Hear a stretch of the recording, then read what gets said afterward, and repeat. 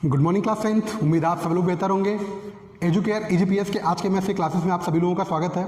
Chapter 4 चल रहा है जिसमें क्वाड्रिक इक्वेशन की बात हो रही है। अब तक हम लोगों ने क्वाड्रिक इक्वेशन का सोल्यूशन फाइंड करने का 2 मेथड्स पढ़ लिया है। फर्स्ट मेथड आपको बताया था फैक्टराइजेशन मेथड। सेकंड मेथड मैंने आपको बताया था कि उसका स्क्वायर कंप्लीट करके और फार्मूला मेथड से किस तरीके से हम किसी भी अलजेब्रिक इक्वेशन की वैल्यू को फाइंड करते हैं। अब बात आती है कि जो हमारे रूट्स आते हैं, जब भी हम किसी क्वाड्रिक इक्वेशन को सॉल्व करते हैं तो एक्स की जो वैल्यूज आती है उसके नेचर क्या हो सकते हैं। नेचर कहने का मेरा क्या मतलब है कि जो रूट्स आएंगे, बिकॉज जब भी हम किसी क्वाड्रिक इक्वेशन को सॉल्व करते हैं तो 2 रूट्स होते हैं। वो रूट्स कैसे होंगे? वो रूट्स रियल होंगे कि रियल नहीं होंगे, वे दोनों रूट्स इक्वल होंगे या डिफरेंट होंगे। ये सारी चीजों को जानने के लिए जरूरी नहीं है कि हम क्वाड्रिक इक्वेशन को सॉल्व करें। विदाउट क्वाड्रिक इक्वेशन को सॉल्व किए ही हम ये बता सकते हैं कि उसका नेचर कैसा है। कैसे बताएंगे? आज उस टॉपिक हमारा टॉपिक है नेचर ऑफ रूट्स, कि किसी भी क्वाड्रिक इक्वेशन का नेचर क्या होता है। और बिना इक्वेशन को सॉल्व किए हम ये बता सकते हैं कि जो क्वाड्रिक इक्वेशन है वो कैसा है। उस क्वाड्रिक इक्वेशन के जो रूट होंगे वो कैसे होंगे, रियल होंगे, रियल नहीं होंगे, इक्वल होंगे, इक्वल नहीं होंगे। तो आइए शुरू करते हैं आज का वीडियो, जिसमें हम देखेंगे नेचर ऑफ रूट्स के बारे में। तो जब भी नेचर ऑफ रूट्स की बात हम करते हैं तो जब आपने फॉर्मूला मेथड पढ़ा था तो एक फॉर्मूला आपको मैंने बताया था, Shridharacharya formula, x is equal to minus B plus minus under root B square minus 4ac upon 2a। उम्मीद है कि ये फॉर्मूला आपको याद हो चुका होगा। इस फॉर्मूले में एक वैल्यू होती है बी स्क्वायर माइनस 4ac की।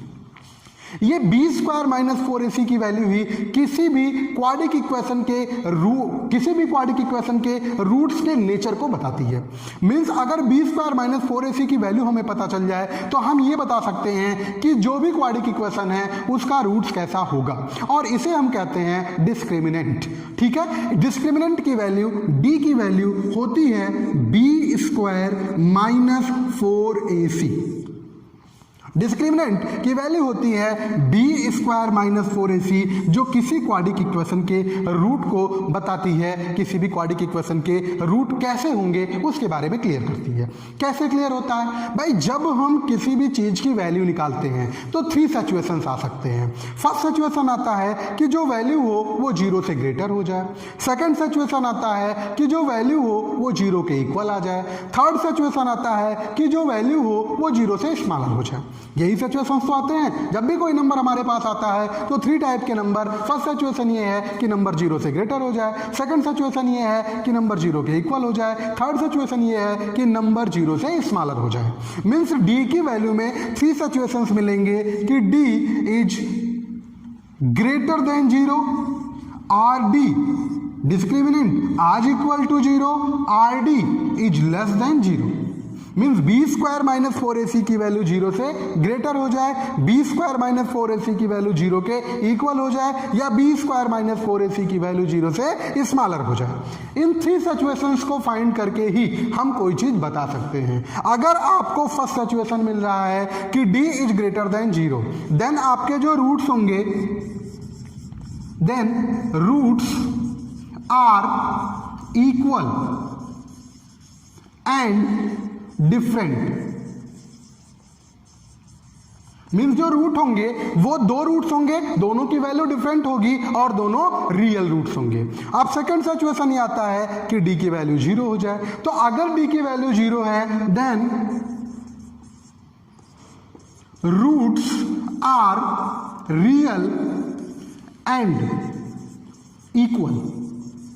मीन्स जो रूट्स होंगे वो क्या होंगे? इक्वल होंगे, रियल भी होंगे और इक्वल भी होंगे। और थर्ड सिचुएशन जो आता है, अगर d की वैल्यू 0 से स्मॉलर हो जाए, d की वैल्यू 0 से स्मॉलर होने का मतलब कि निगेटिव हो जाए। तो कभी किसी निगेटिव नंबर का वैल्यू रूट से निकल पाता है? नहीं निकल पाता। देन इसको हम कहते हैं नॉट रियल। मीन्स इसकी वैल्यू जो निकलती है वो रियल होती ही नहीं है।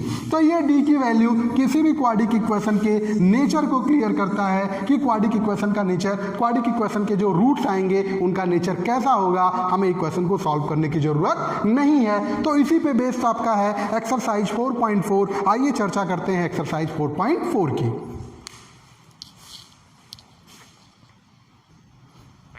Then first question is 2x² minus 3x plus 5। आपको बताना है कि इसके रूट कैसे होंगे, और अगर रूट्स रियल हैं देन आपको इनके रूट्स बताने भी हैं। तो आइए पहले चेक करते हैं, इसके रूट्स की वैल्यू निकालते हैं। हमें d की वैल्यू निकालनी पड़ेगी, d is equal to b² minus 4ac।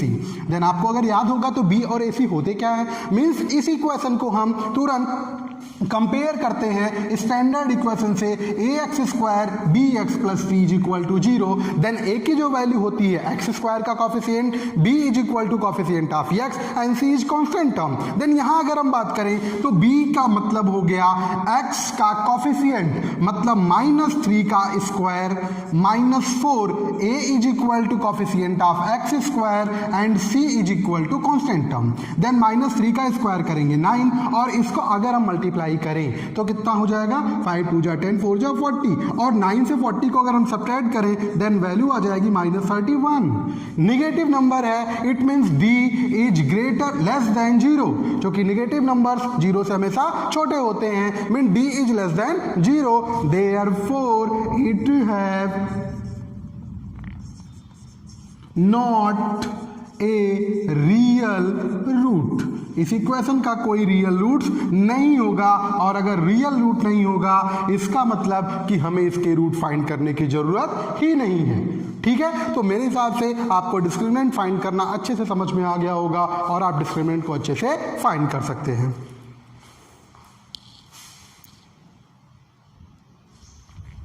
Next question is 3x² minus 4 under root 3x plus 4 is equal to 0। Same question. Then d की वैल्यू फाइंड करेंगे, d is equal to b² minus 4ac, b is equal to -4 under root 3 square minus 4, a is equal to 3 and c is equal to 4।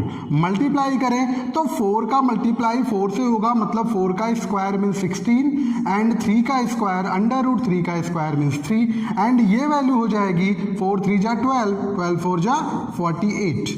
Means इसको हम right करेंगे 48 minus 48 is equal to 0, because d is equal to 0, therefore अगर discriminant की value 0 है इसका मतलब क्या होगा, it has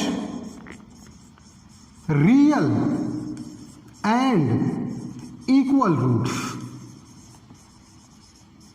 real and equal roots. तो चलिए वैल्यू भी फाइंड कर देते हैं। हम सीधे सीधे फॉर्मूला लगाते हैं, और फॉर्मूले के हेल्प से हम इसकी वैल्यू को फाइंड करते हैं।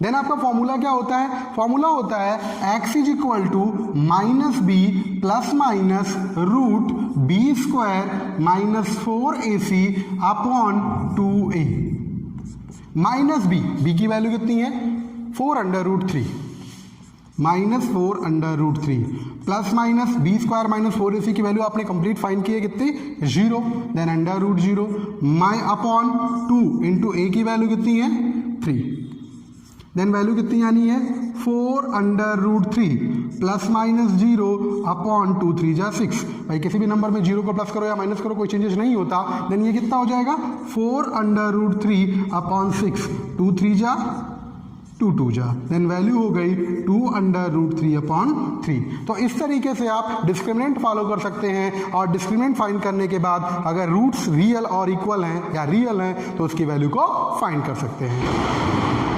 तो आज के वीडियो में बस इतना ही। Thank you very much.